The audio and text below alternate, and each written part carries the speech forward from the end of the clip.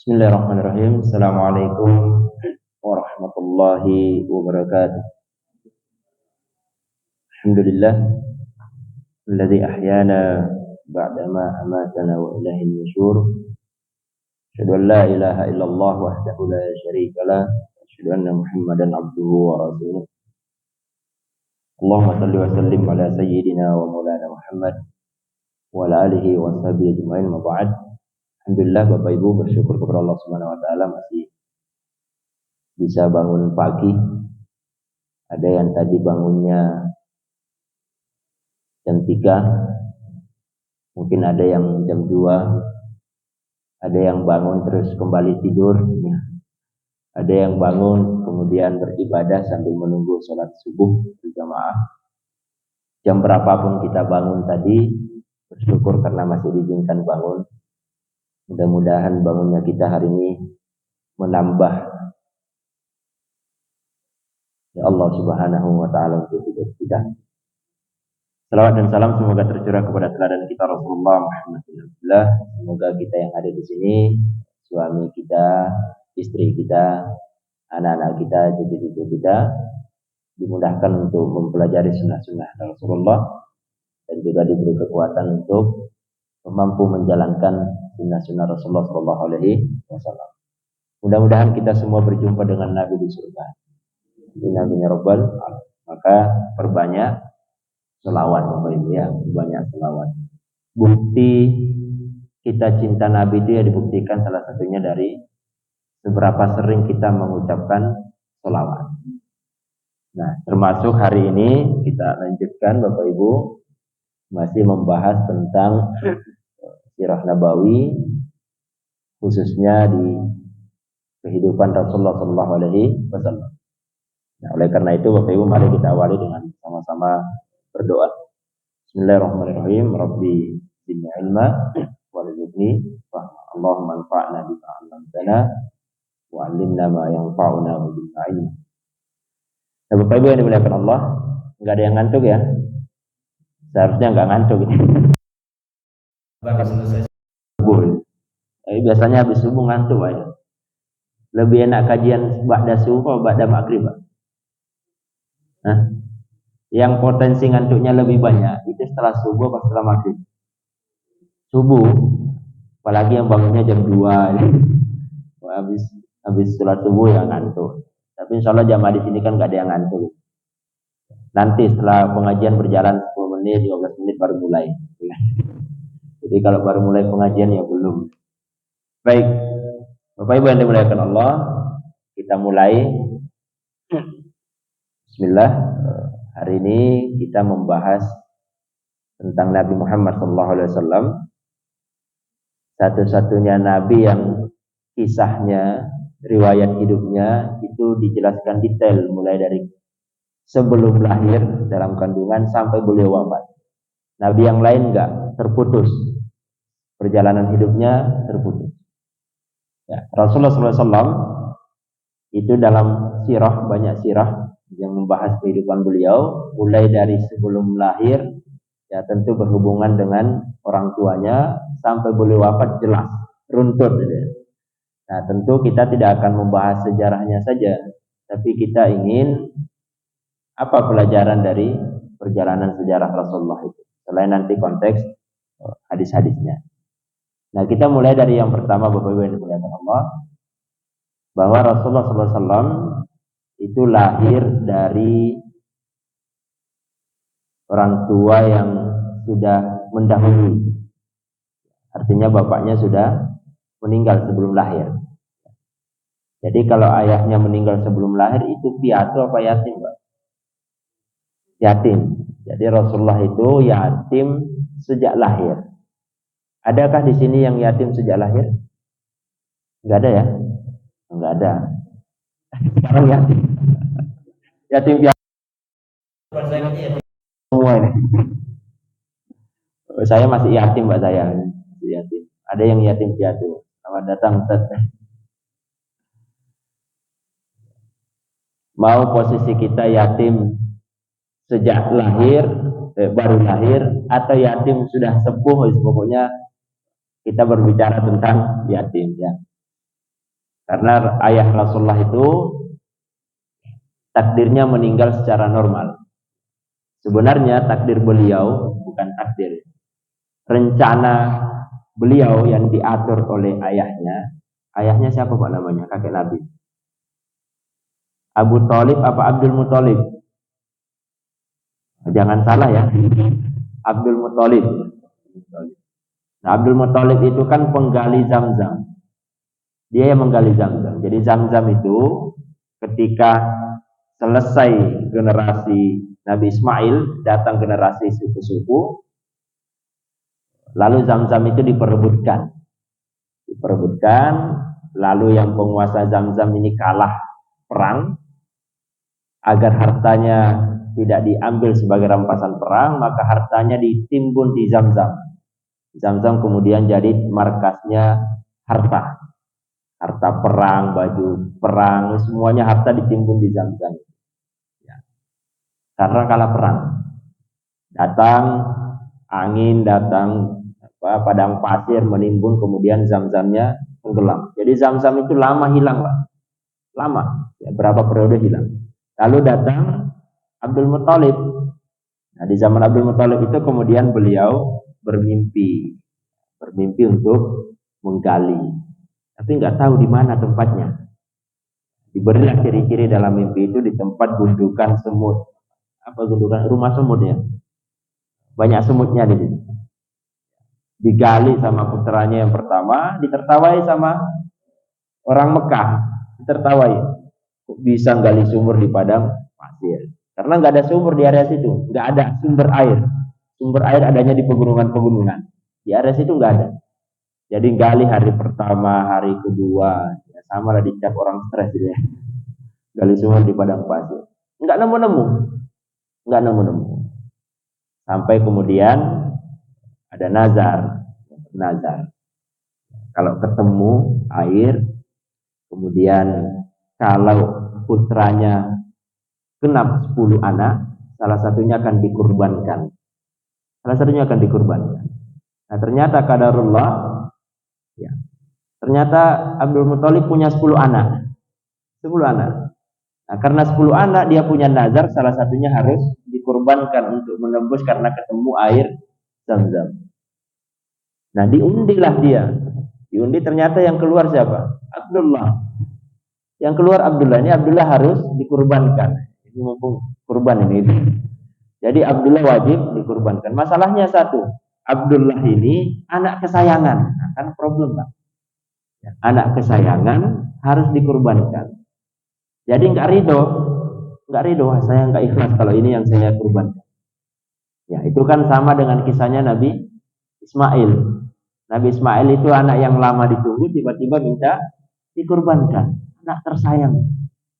Ya. Maka Nabi dalam sebuah hadis itu mengatakan, saya ini anak dari 2 orang yang disembelih. Ya. Siapa yang disembelih itu? Satu Ismail, satu bapaknya Abdullah. 2 orang yang mau disembelih. Kalau di sini bapak-bapak nggak ada yang mau disembelih. Ada Pak yang mau disembelih? Nggak ada ini. Tapi Ismail itu akan disembelih nggak jadi.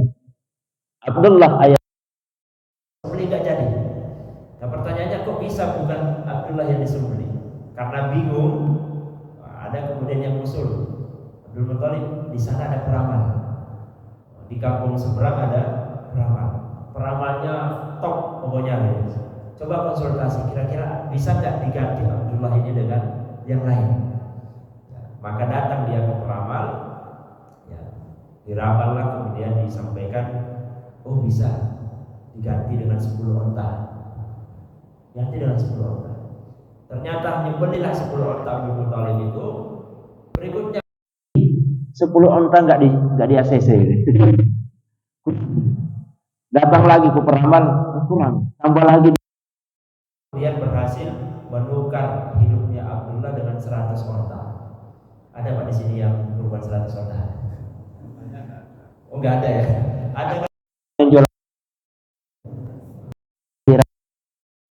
onta di Indonesia. Nggak tahu panitia di sini kayaknya mau beli onta. Cuma nampaknya harganya jauh berbeda, Pak ya. Di mana Pak yang jualan onta? Kan ada ya? Gimana Pak? Jawa Timur kayaknya ya. Iya, jualan onta ya. Yang lainnya jualan sapi, domba, kambing, ini jualan onta ya. Itu kurban. Ternyata onta juga bisa hidup di Indonesia. Nah itu kemudian kan hadis itu bahwa saya ini keturunan dua orang yang mau disembelih. Ya, jadi Abdullah takdirnya tidak meninggal disembelih. Sama dengan Nabi Ismail takdirnya tidak meninggal dalam posisi disembelih. Nah kalau Nabi dengan domba, Abdullah ayah Rasulullah diganti dengan onta. Jadi pilihannya ya kalau bukan domba ya onta. Harusnya nggak ada sapi gitu. Tapi kan susah di kita nggak ada onta deh. Baru-baru saja ada yang jualan onta di Indonesia. Nah itu yang pertama. Maka berjalanlah kehidupan itu. Abdullah ini Bapak Ibu manusia tergagah, cakep, tampan, rapi, bersih, terus gagah pokoknya. Kalau anak sekarang kalau lihat laki-laki tampan diapakan Pak sama cewek-cewek? Dikerumuni Pak. Semua punya mimpi menjadikan suami saya. Sama di Mekah itu. Jadi beberapa mimpi yang sama, mimpi ingin di Abdullah, orang terpandang, keturunan terpandang, orangnya gagah, bersih, pedagang. Siapa yang nggak mau? Saya ya, mau. Bahkan ada satu perempuan yang itu ngincernya luar biasa. Berbagai cara digunakan untuk dapatkan Abdullah. Ternyata qadarullah, Abdullah justru menikah dengan ibu Rasulullah. Siapa namanya? Aminah. Ketika Abdullah perempuan yang ngejar-ngejar itu langsung berhenti ngejar. Nah, akhirnya ditanya, kok sekarang nggak ngejar lagi? Apakah karena sudah nikah? Enggak. Kata perempuan itu, saya lupa namanya. Dulu itu ada aura yang berbeda dari penampilan. Auranya luar biasa. Tapi setelah kamu nikah, aura itu hilang, berpindah ke istrimu. Ya, berpindah. Akhirnya saya nggak minat lagi. Nah, ini sama dengan suami-suami ibu ini. Dulu kan auranya luar biasa ketika belum nikah. Nah, tapi setelah nikah auranya nggak tahu kemana aja. Hilang Pak auranya ya. Yang sekarang banyak muncul aura itu malah mbah-mbah. Auranya sekarang banyak Pak gadis-gadis yang itu kepencut sama mbah-mbah. Ya, banyak. Mudah-mudahan nggak ada. Ustaz siapa? Ustaz Fatwa nih Bang, nggak salah. Itu ceramah di masjid kami loh, kan beliau di Kemenak ya. Ini cerita di salah satu kecamatan di Kota Malang. Saya nggak tahu kecamatan mana. Itu ada mbah-mbah usia 73 tahun. Itu pacaran dengan remaja usia 17 beberapa tahun. 71 pacaran dengan anak gadis. Masalahnya si mbah ini istrinya masih hidup. Kan repot Pak ya. Si perempuan itu belum nikah ya, namanya masih gadis. Bolak-balik nasihati keluarga nggak mempan. Akhirnya datang ke Kemenak, di KUA konsultasi, lama juga ya. Bah, dipeloroti hartamu bah ya. Akhirnya sadar ya benar dan dipeloroti. Sudah bebas lah, sudah nggak pacaran. Kembali ke istrinya yang sah. Ya, artinya apa Bapak Ibu, di zaman kita ini mau tampan, gagah, mbah, semua punya peluang untuk diincar sama lawan jenisnya. Entah laki-laki, entah perempuan, sama saja. Jadi hati-hati ibu, dijaga suaminya Bu ya, walaupun suaminya sudah tua. Bapak-bapak dijaga istrinya walaupun istrinya sudah, tapi repot loh istri-istri. Biasanya nyari pasangan itu kan suami-suami. Mudah-mudahan keluarga kita, Bapak Ibu, anak kita, cucu kita dijauhkan dari kosakata perselingkuhan ini. Lagi luar biasa di zaman kita ya. Saya juga sampai sekarang masih ada kasus perselingkuhan. Bukan saya ya, menangani itu ya. Belum selesai juga. Nah, itu Bapak Ibu, akhirnya aura berwibawa itu bergeser. Maka sebenarnya anak itu kenapa dinisbatkan ke bapak?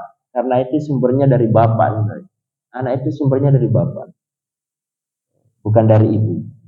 Tapi ada kolaborasi di antara kita. Nah, kita lewatin. Meninggal lahir Rasulullah Shallallahu Alaihi Wasallam.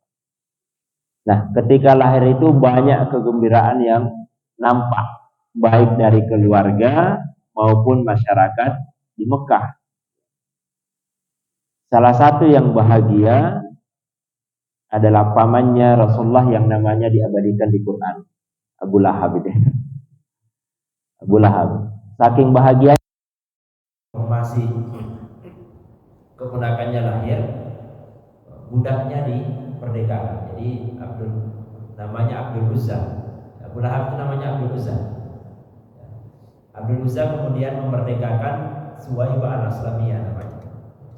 Saya merdekakan karena sebab kelahiran Rasulullah. Saya merdekakan budak saya. Saking bahagianya.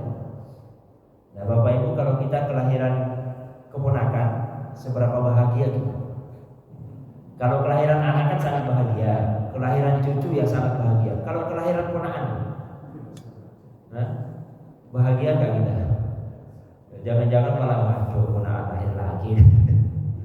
Nah, Abu Lahab itu sangat bahagia kelahiran ponakannya. Ponakan lahir sekali. Ya, saking bahagianya kemudian memerdekakan budak. Kemudian satu yang jauh lebih bahagia adalah kakeknya Abdul Muthalib. Itu luar biasa. Kenapa bahagia? Karena lahir posisi tidak punya ayah. Itu salah satunya. Lahir posisi beliau sudah yatim. Bagaimana perasaan seorang kakek, seorang keluarga melihat cucunya lahir sebagai seorang yatim. Tentu kebahagiaannya berbeda. Nah, kebahagiaan itu kemudian Bapak Ibu, satu diwujudkan oleh Abdul Muthalib dengan membawa Muhammad kecil ke Ka'bah, lalu diberi nama yang menurut Arab Mekah itu nama teraneh yang pernah ada, karena nggak ada yang punya nama Muhammad, Pak.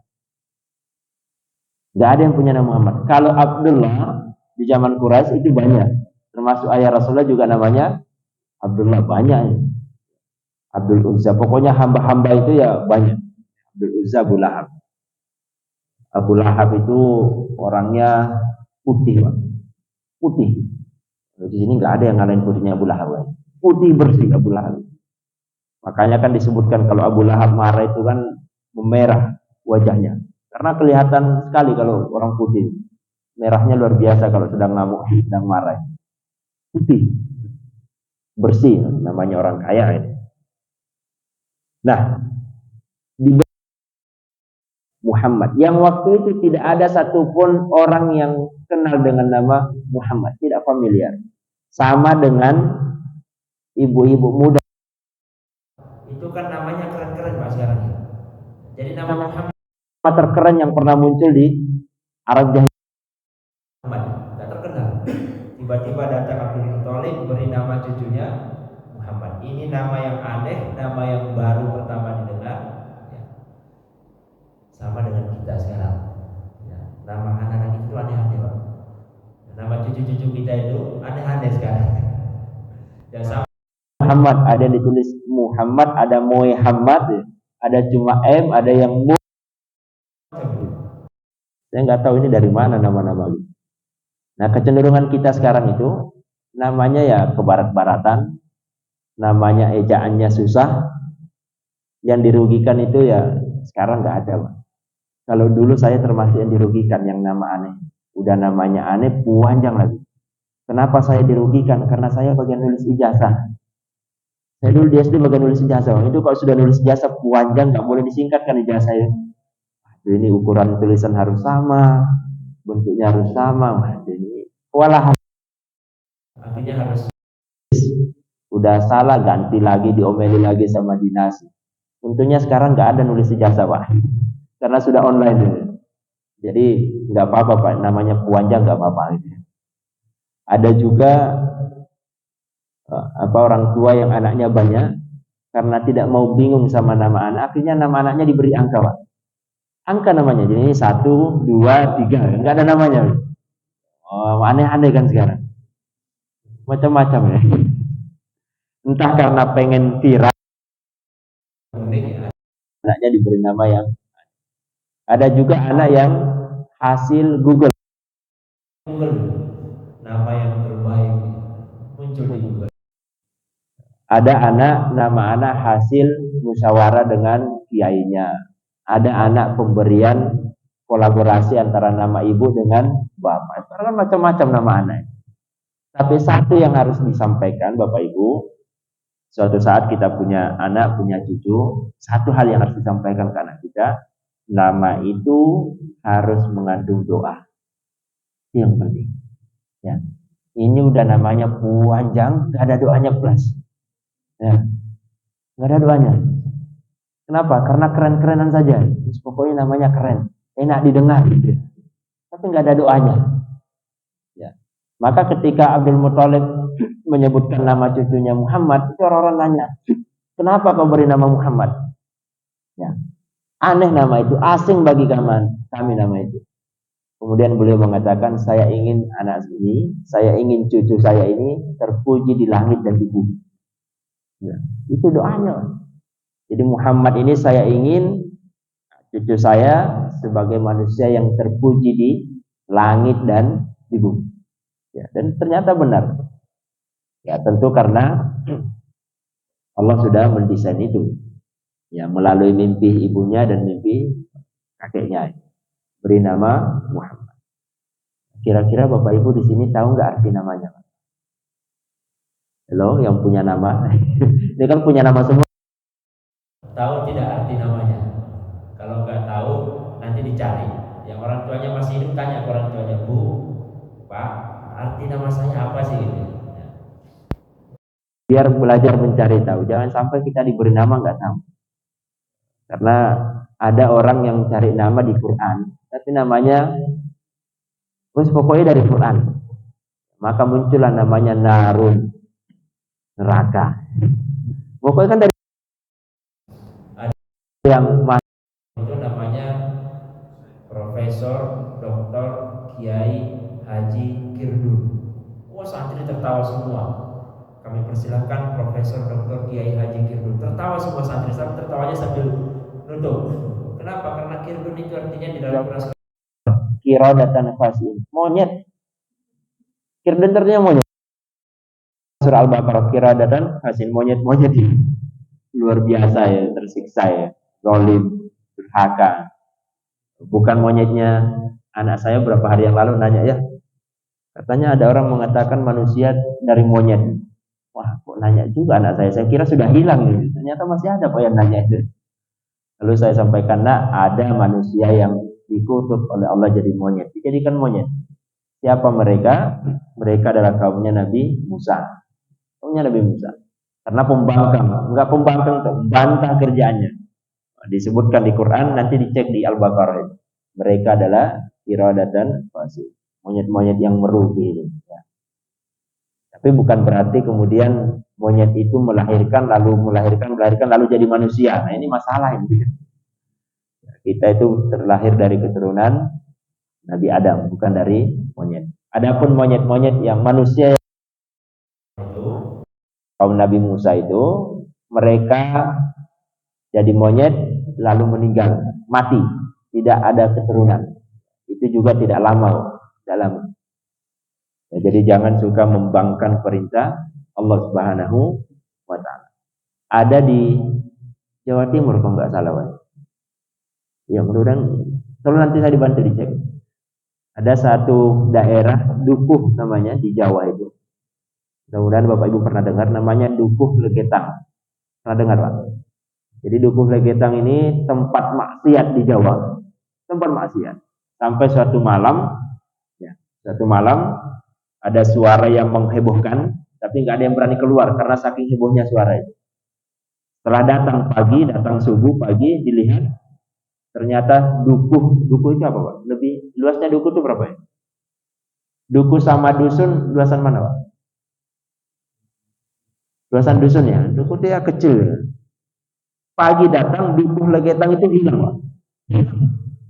Orang-orangnya, rumah-rumahnya, nggak ada satupun yang hidup di sini. Kenapa? Karena dukuh itu tiba-tiba jadi gunung.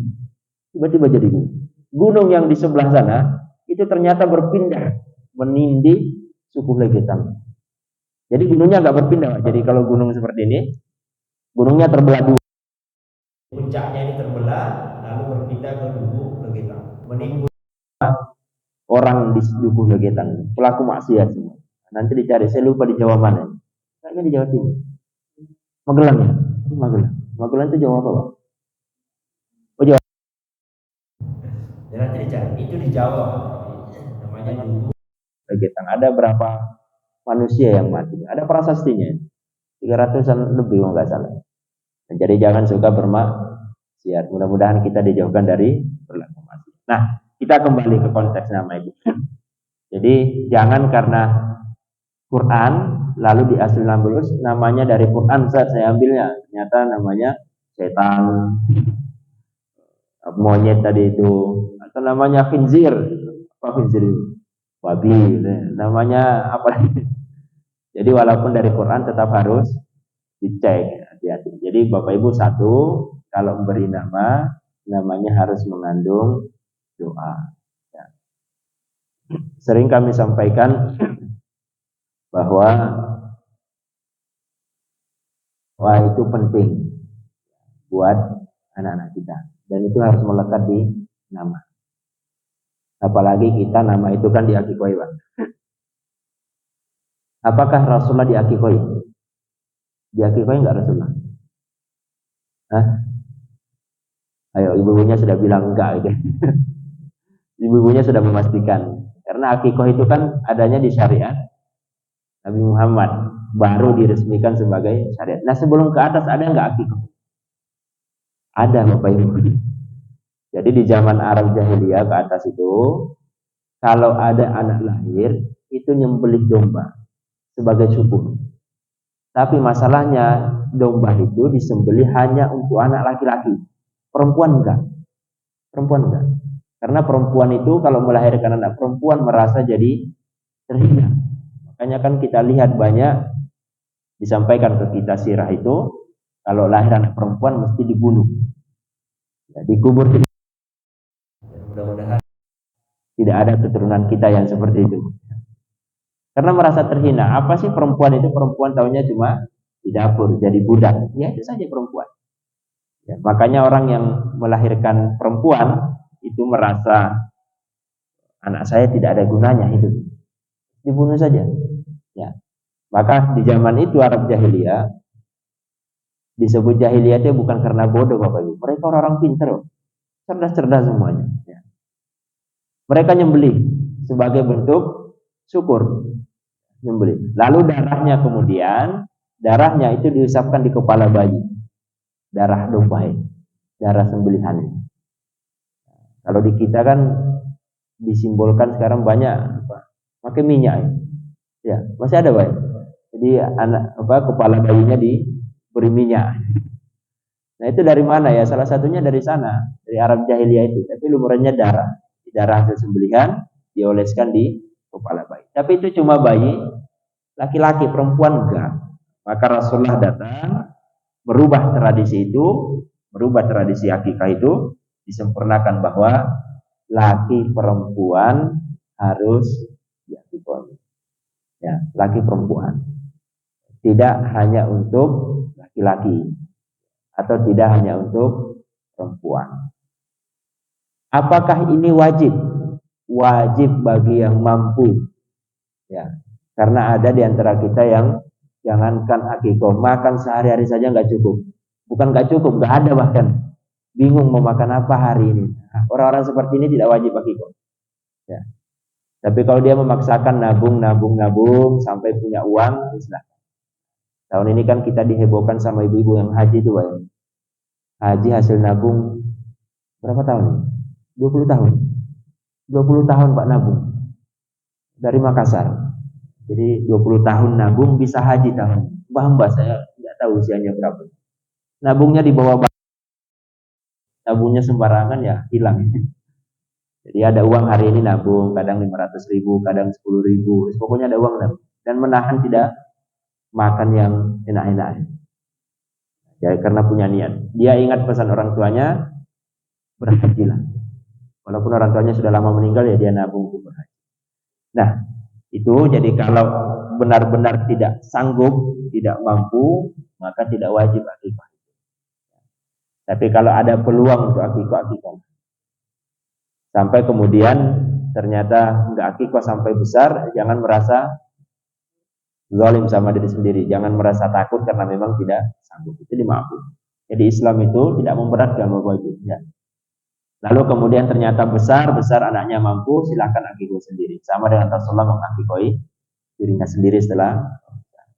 Nah, itu poin yang pertama. Jadi punya anak lahir, punya cucu lahir, tolong diberi nama yang mengandung doa. Ya. Lalu yang kedua, lahir sanggup diakikoi. Lakinya berapa, Pak? 2, perempuan 1. Ya. Itu penting ya, sebagai bentuk kesyukuran kita kepada Allah Subhanahu wa taala, karena tidak semua manusia dititipi anak. Ya. Yang belum dititipi anak jangan bersedih, karena Allah yang Maha tahu. Bisa jadi ini kalau saya titipi kamu anak ini jadi durhaka. Dan bisa jadi seperti itu. Kalau saya titipi kamu anak, kamu nggak bisa menjaga anak ini, makanya saya nggak titipi. Ya, jadi hati-hati, jangan langsung berburuk sangka sama Allah Subhanahu wa taala. Sudah dititipi, udah nikah lama. Tugas kita berbaik sangka sama Allah. Dan Nabi Ibrahim pun mengajarkan itu. Ya. Sudah punya anak, minta disembelih, ya berbaik sangka. Jangan mudah berburuk sangka. Apapun yang terjadi dalam hidup kita ini, yang pertama adalah berbaik sangka sama Allah Subhanahu wa taala. Nah, Bapak Ibu, itu poin yang kedua. Sebelum kita lanjut, ada yang mau ditanyakan, silakan. Atau ada yang mau ditambahkan? Saya malah senang kalau ada yang nambahkan. Saya tak nambahkan satu. Itu kan lebih mantap gitu ya. Jadi kami sering nyampaikan di pengajian itu ya, Ustadz itu tidak selamanya narasumber utama. Silahkan jika ada jamaah yang mau melengkapi, boleh. Monggo, silakan. Kecuali bertanya, Ustadz, apa arti nama saya? Enggak boleh. Namanya sendiri harus dicari tahu artinya. Tanya sama orang tuanya atau mbahnya. Karena saya pernah Pak di pengajian, Ustadz, arti nama saya apa? Setelah saya jelaskan, setelah itu mulai hari ini jangan ada lagi yang nanya arti namanya ke saya. Silakan cari sendiri ke orang tuanya. Oh ya.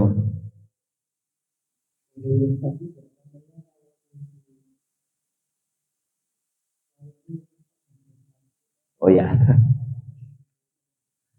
Kata-kata tergadaikan. Itu kan bentuk kesyukuran Bapak Ibu.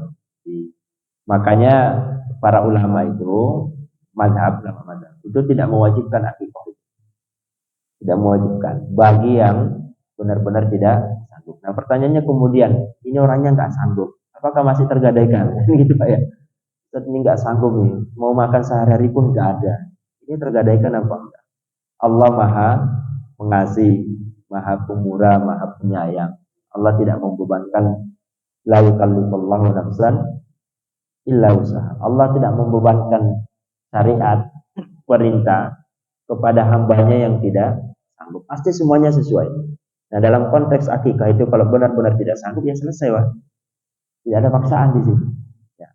Jadi jangan terpenjara dengan kalimat tergadai,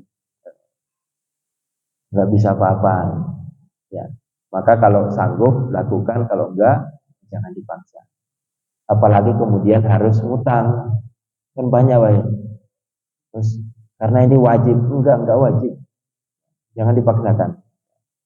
Karena wajib harus ngutang. Lalu ada lagi pertanyaan, Ustaz, mana yang lebih utama? Akikah atau kurban? Ya kan banyak nih sekarang. Akikah dulu atau kurban dulu? Ada nggak jamaah kita yang nitipkan hewannya kemudian nitip ini buat akikah? Ada? Nggak ada ya, rata-rata kurban. Bapak Ibu, mana yang lebih utama? Akikah atau kurban? Hah? Ya, kalau emang sanggup beli kambing termurah berapa Pak? Paling murah 1 juta deh. relatif. Kalau jamaah di sini kan rata-rata yang 3 jutaan ke atas kambingnya. Sejuta ada Pak. Ada mungkin. Ya nggak apa-apa itu saja digunakan akikoh. Gunakan akikoh. Walau alam bisawab. Tapi intinya jangan terpenjara dengan kalimat itu. Tidak memberatkan agama kita itu. Diusahakanlah sebaik mungkin bisa akikoh. Makanya banyak juga dilema. Ada yang nyampaikan ke saya gini. Nabi Muhammad itu senang dengan umatnya yang banyak. Maka perbanyaklah anak. Nah ada yang memahami itu anaknya banyak tapi nggak bisa ngurus anaknya. Ya, anaknya banyak nggak bisa ngurus anaknya. Di akikoh pun nggak, karena nggak punya perekonomian yang mapan. Terus pokoknya kata Nabi perbanyak anak. Ya, ini kan salah kaprah juga Pak ini. Ya. Jadi harus sesuai kemampuan. Nanti anak-anak saya yang sukses. Ya nggak gitu konsepnya. Gitu konsepnya. Jadi harus dihitung juga. Jangan kemudian memperbanyak anak justru menzolimi diri sendiri. Kan repot, menzolimi anak. Anak juga punya hak. Punya hak untuk bahagia. Lalu muncullah istilah 2 anak cukup. Ini juga salah kaprah juga. Ya, luar biasa kita ini Bapak Ibu ya, terkait dengan anak-anak ini. Walau alam bisa. Monggo ada yang lain. Kalau nggak ada kita lanjutkan. Kurang berapa menit? 8 menit. Baik. Jadi itu yang berikutnya, setelah Rasulullah lahir, Rasulullah kemudian disusui oleh beberapa wanita. Yang paling pertama menyusui ya tentu ibunya, Aminah. Lalu yang kedua, budaknya Abu Lahab yang dimerdekakan, namanya Suwaibah al-Aslamiyah. Lalu yang ketiga, yang paling terkenal adalah Halimah As-Sa'diyah. Halimah As-Sa'diyah. Jadi tradisinya orang-orang Arab itu namanya cuma satu kata Pak ternyata ya. Abdullah, Muhammad, Abdul Muthalib. Ya cuma Abdul, namanya Muthalib.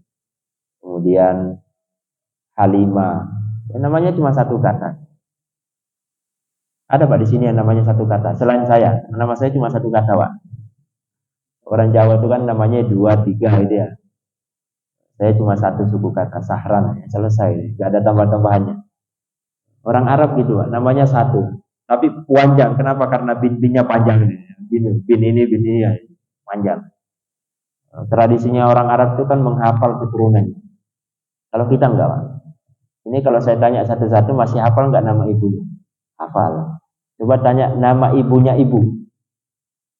Nenek. Oh masih hafal. Nama ibunya nenek.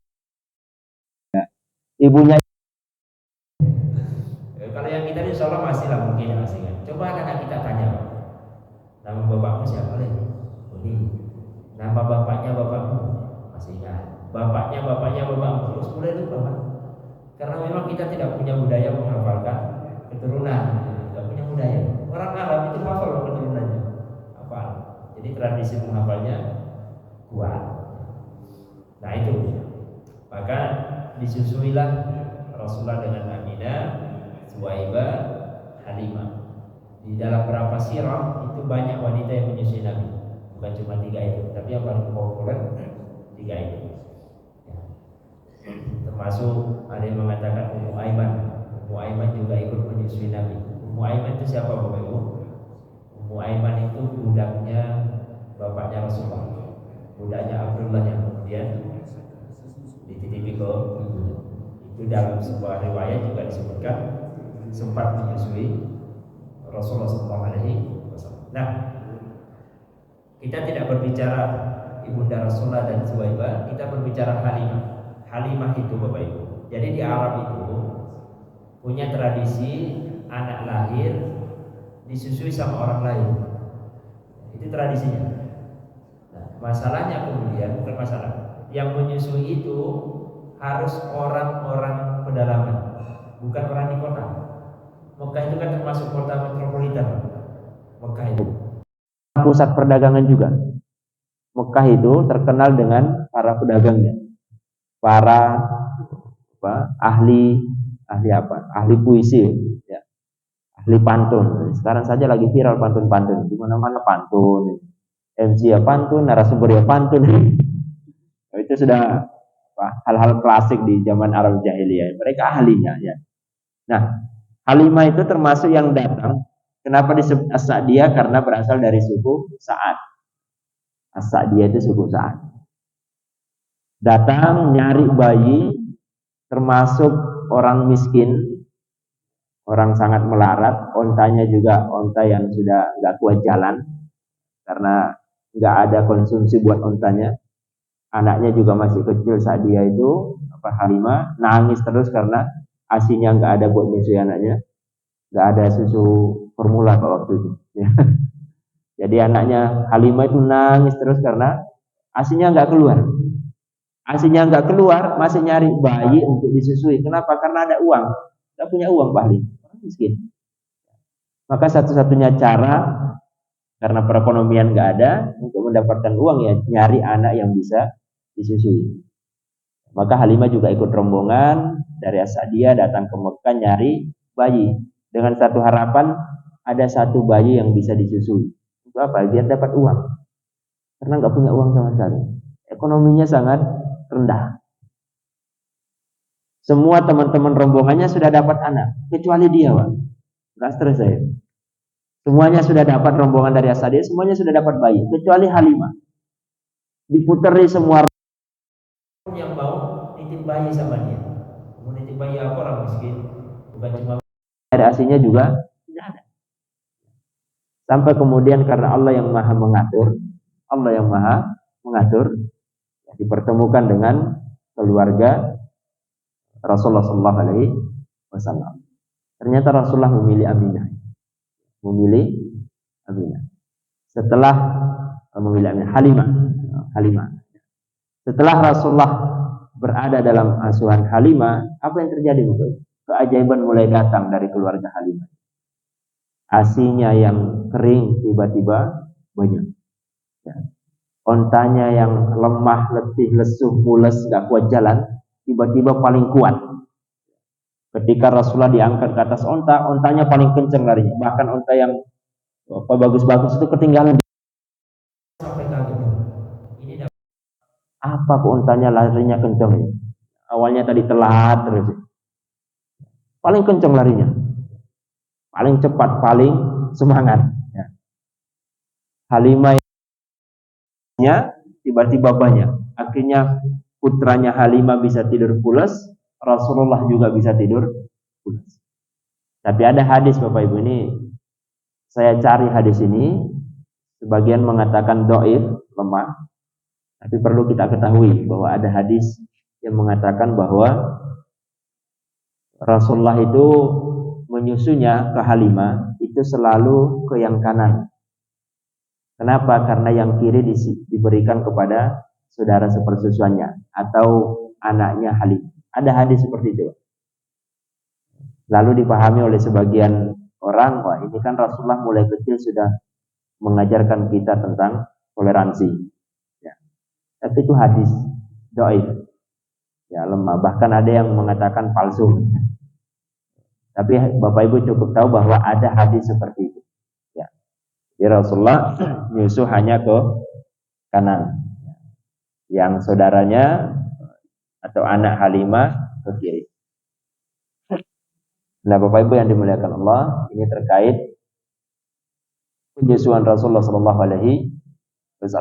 Nah, dalam konteks itu, insya Allah bulan depan, kalau masih hidup, insya Allah masih hidup semua ya. Ada nggak jamaah kita yang meninggal Bapak Ibu? Belum ada ya? Ada? Oh, ada. Saya tahun ini ada yang meninggal satu, yang kebetulan dapat amanah mencari sapi, Pak. Jadi sudah nemu 8 sapi, beliau meninggal. Minggu lalu ya, Senin yang, ya 2 pekan yang lalu. Jadi beliau sebelum meninggal itu ngajak kami makan-makan. Biasanya kami rutin diajak makan-makan, rutin. Tapi sekedar takmir sama berapa jamaah. Nah yang kemarin terakhir itu diundang semua. Semua jamaah diundang makan-makan. Ustadz-ustadz pengisi kajian dari luar diundang makan-makan juga. Ternyata sepekan setelah itu meninggal. Akhirnya diskusi kami di grup Ustadz pengisi kajian, Ustadz ternyata beliau ini ngajak kita makan-makan buat pamitan. Enak sekali meninggalnya ya. Kita diajak makan-makan untuk beliau pamitan. Jadi walau alam bisawab Bapak Ibu, mudah-mudahan hidup kita diberkahi lewat aktivitas kita. Hidup kita hari ini diberkahi. Kalaupun ada yang meninggal di antara kita, meninggal dengan husnul khotimah. Meninggal di tempat yang baik, di waktu yang baik, di kehidupan yang baik. Karena ada orang meninggal itu tidak di tempat yang baik, Pak. Meninggalnya baik tapi di tempat tidak baik. Ya. Ada ustadz meninggal di tempat pelacuran. Ya. Meninggalnya baik tapi tempatnya tidak baik. Loh, kok meninggal di tempat pelacuran? Heboh satu desa juga. Ustadz meninggal di tempat pelacuran. Lalu datanglah, tanya ke istrinya, ada yang berani nanya, Ustadz kok di pelacuran? Tempat prostitusi. Lalu dijelaskan sama istrinya, iya malam itu Pak Kiai itu ke tempat prostitusi mau menyelamatkan beberapa gadis biar tidak jualan malam itu. Jadi Pak Kiai bawa uang untuk bayar perempuan semalam ini, engkau dalam tanggungan saya, jangan jualan. Ya. Jadi datang untuk berdakwah, ternyata meninggal. Maka orang-orang yang tidak mengerti, oh Kiai meninggalnya di tempat maksiat. Jadi meninggal di tempat yang tidak baik. Nah, kita berdoa Bapak Ibu, kita meninggal di tempat yang baik, di waktu yang baik. Pun sebaliknya ada pelaku maksiat, ini penutup, pelaku maksiat, pezina, pemabuk, penjudi, itu meninggal di tempat yang baik, di masjid meninggalnya. Di masjid, Pak. Kalau Bapak Ibu melihat ada preman di sekitar kita, lalu meninggal di masjid, pikiran Bapak Ibu apa? Husnul khotimah kan? Husnul khotimah, ya Allah enak sekali hidupnya. Ya, preman, penjahat, kok meninggal di masjid. Ternyata waktu itu dia sedang menuju tempat maksiat. Di tengah jalan injak kotoran. Nah, karena dia injak kotoran, mau bersihkan kakinya, tempat terdekat masjid, maka dia datang ke masjid bersihkan kaki. Meninggal di situ. Jadi dia meninggal posisi mau bersihkan kaki, bukan mau bertobat ini. Tapi orang-orang meninggalnya posisi mau tobat, enggak, cuma mau cuci kaki. Jadi ada tapi husnul khotimah, ada yang su'ul khotimah di tempat yang baik. Maka kita berdoa apa Bapak Ibu? Doa kita husnul khotimah di tempat yang baik, di waktu yang baik, ya. Di tengah-tengah orang-orang yang baik. Wallahu a'lam bishawab. Insyaallah bulan depan kita masih hidup semua dan seluruh aktivitas hidup kita diberkahi Allah. Dan insyaallah kita sambung nanti bagaimana Rasulullah di dalam penyusuan Halimah dan bagaimana keadaan Halimah dalam melindungi Rasulullah sallallahu alaihi wasallam. Wallahu a'lam bishawab, mudah-mudahan ada hikmahnya. Kalau nggak ada yang butuh didiskusikan ya nanti diskusi di warung kopi ya. Di warung kopi di belakangnya. Ada yang bawa kopi, Pak? Kopi Pak Jahe? Oh, ada. Silakan.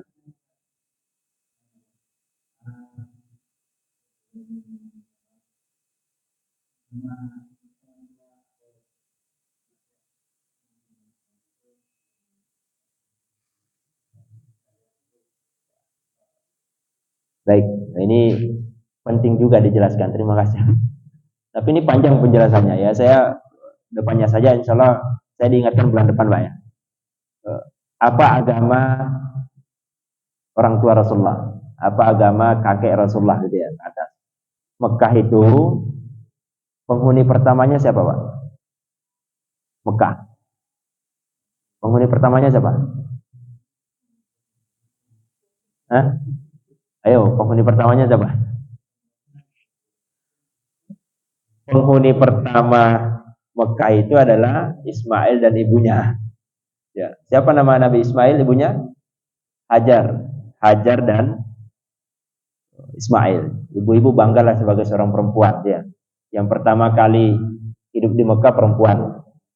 Yang pertama kali meninggal membela Rasulullah itu perempuan. Ya, namanya siapa, Bu? Yang pertama kali meninggal membela Rasulullah, siapa namanya? Ya, mohon maaf ya, beliau kemudian tangannya diikat, kakinya diikat, lalu ditusuk tombak dari kelaminnya tembus ke kepala. Siapa ya? Perempuan, Pak. Yang pertama kali meninggal membela Rasulullah itu perempuan. Jadi bersyukurlah sebagai seorang perempuan. Yang pertama kali masuk Islam, memeluk Islam, ajaran Rasulullah itu adalah perempuan, Khadijah. Yang menjahit bendera Indonesia, perempuan. Yang pertama kali di dunia itu perempuan. Sampai sekarang masih ada kampusnya. Pertama kali. Jadi bersyukurlah sebagai seorang perempuan. Nah, insya Allah bulan depan kita bahas, Pak. Jadi Hajar dan Ismail. Lalu datang Nabi Ibrahim. Nabi Ibrahim itu, kalau kita belajar sirah Nabi-Nabi, ya, mulai dari sampai Rasul, itu kalimat dakwanya satu semua. La ilaha illallah.